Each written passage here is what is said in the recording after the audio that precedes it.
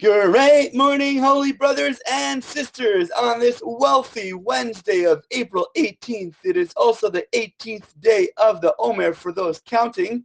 It is the 3rd of Iyar, and we are in the Kitzur Likutei Moharan, and today's lesson will be called Mad Money, the gravity of the prohibition against anger. The soul comes from an exalted place, the very same place from which money descends and comes into being. For in the original place from which it descends, money is pure holiness and holy influx of spiritual bounty. Only subsequently, down below, does money take on a physical form and actually becomes money as we know it. This identification between money and the soul is reflected in the Torah discussion about money of a day laborer. For this money, he gives over his very soul, from Deuteronomy 24:15. This is why the soul craves money, because the soul comes from the very same place that money comes from. However, a person must not crave money itself, as we already explained, regarding the undesirability of avarice.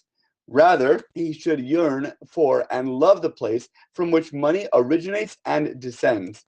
We know the word place, makom, from where everything comes from, is also one of the names of God. And we talked about that in the Seder when we had on Passover.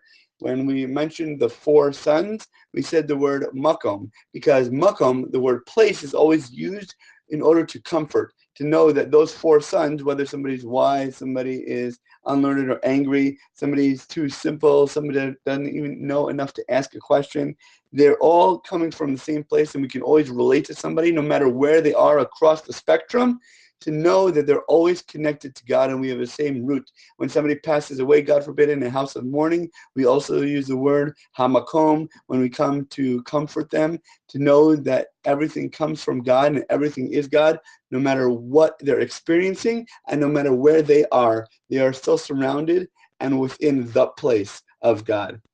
Know that it is fitting that all Jews should have money. However, there is one character trait that wastes and causes people to lose their money, and this evil trait is the trait of anger, which deprives a person of the money he ought to have. So, know that when the evil inclination incites you to anger, at that very moment, some sum of money is being sent down to you from on high, and the evil inclination wants to spoil this influx of bounty through the anger that it is sending your way, since anger disrupts the influx of bounty and wealth. This means that, you can be destined to have something and not get it.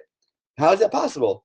Well, when we become better, or God forbid, worse people, we are redefining ourselves and changing our destinies. This is how teshuva works as well. If somebody is in a certain place and not destined to be able to get somewhere, when they're able to break themselves down and that seed is able to wither away and break its shell, then a tree can sprout and they become a brand new person, and that new person has new destinies and all great things that they can achieve. But until they become that person, they're only able to be stuck with what they already have. Know that even if the spiritual influx has already reached a person, that it has already taken a form of money, this person already possesses the money, nonetheless, the evil one can sometimes incite a person to such tremendous anger that it actually causes him to waste and lose even the money he already has.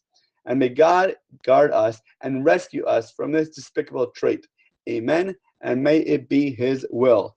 Thank you so much, as always, for learning together. And if you did enjoy this lesson, please remember to like, comment, share, and borrow. And please God, we'll learn again tomorrow.